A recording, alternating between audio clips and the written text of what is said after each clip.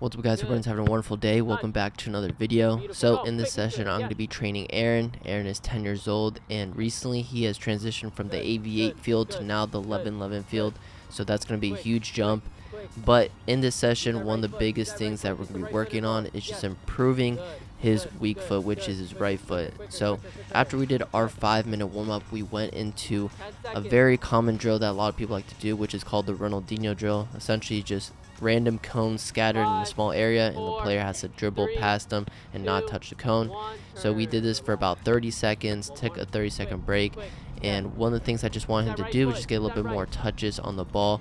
Aaron is very good at dribbling, so I utilize this more as a warm-up than an actual drill, but it's a great way to get some extra touches, and you could just tell he's just so comfortable with the ball, but I wanted him to utilize his right foot.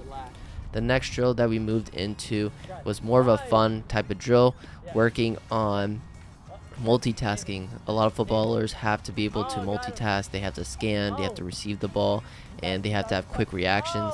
And what I did was I started tossing the cones, and then Aaron had to dodge it. So he has to know where the ball is at his foot. He has to pick his head up to see where the guy who's tossing the cone at him, to make sure he's dodging the cones. So this is a great and fun game. Aaron had a blast doing this. And it's important that when you're training young kids, try to make it as fun as possible, because it's only going to help, it's going to make them want to work harder. They're going to enjoy the session a lot more, and I think it's good for them. So especially young kids, you want to make it as fun as possible, and of course still continue working on those fundamentals. And so after the first round, I told Aaron, okay, so as the cone falls down, you also have to dodge the cones that are on the ground as well. So try not to hit the cones even after they're out of the equation. They're not being tossed at you.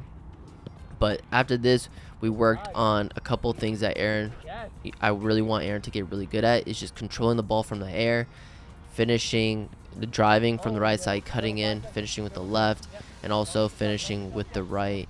So Aaron, he grew up playing more of a center back position, but now he's been transitioning more out wide as a winger / fullback. He is great at defending. He has great passing ability, but as a winger, it's a totally different position. So one of the things that we really want to work on is when he receives the ball, driving towards the goal at speed, performing a skill move, and getting a shot off as quickly as possible. And I want him to have the ability to be able to finish with both feet, because it's only going to help him make him create more chances, because you don't necessarily have to shoot, you can pass it.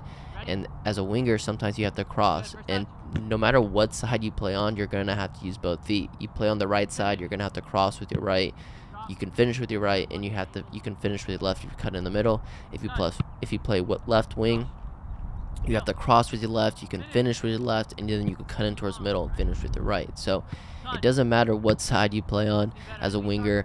It is extremely important, and I would say it's a must if you want to play at the next level, to be able to use both feet. So go out and practice those, weak foots, and make sure they turn into strong foots. I would say, practice juggling, practice, wall passing, get comfortable making good contact with the ball. But this is the drill that I was talking about, where I set up a square. I want Aaron to kind of control it within this square, take a good first touch, and then drive as quickly as possible, perform a skill move, cut in, and then finish on goal. So we started on the left side just because he loves finishing with his strong foot, which I don't blame him. Every kid, doesn't want to shoot with their weak foot, especially if it's not good. But I really do want him to get better. Right there, beautiful touch by Aaron. And these are things I just want him to get more comfortable. One thing I realized with a lot of younger kids is that for most of them, it's hard for them to kind of read the ball, especially when a long ball is played to them, or even if it's in the air. I feel like a lot of kids kind of get scared sometimes of the ball. They don't know necessarily where it's going to land. So just getting those repetitions in of him receiving the ball in the air, controlling it, and then driving at speed is going to build that good habit of him just getting more accustomed to controlling that ball. And then right here, we're working on that right foot. As you can tell, it just needs a lot more work, but the more repetitions you get, it's just going to help him. So he's been doing a great job. He's still very young, like I said, but the more repetitions he can get, the more comfortable he's going to be. And then after we finished working on the weak foot, he really wanted to go back onto the left side. He said he felt like he didn't do that good of a job. He wanted to redeem himself. So we went back onto the weaker side, and right there, bang. Like, I mean, he has an incredible not weak foot. He has an incredible left foot. So he has a lot of potential. Super happy about this session, and this is pretty much the entire session, guys. So I hope you guys enjoyed this video. If you did, please leave a like, comment down below what else you guys want to see, and I hope everyone has a wonderful day. Thank you guys for watching, and I'll see you guys in the next one. Peace.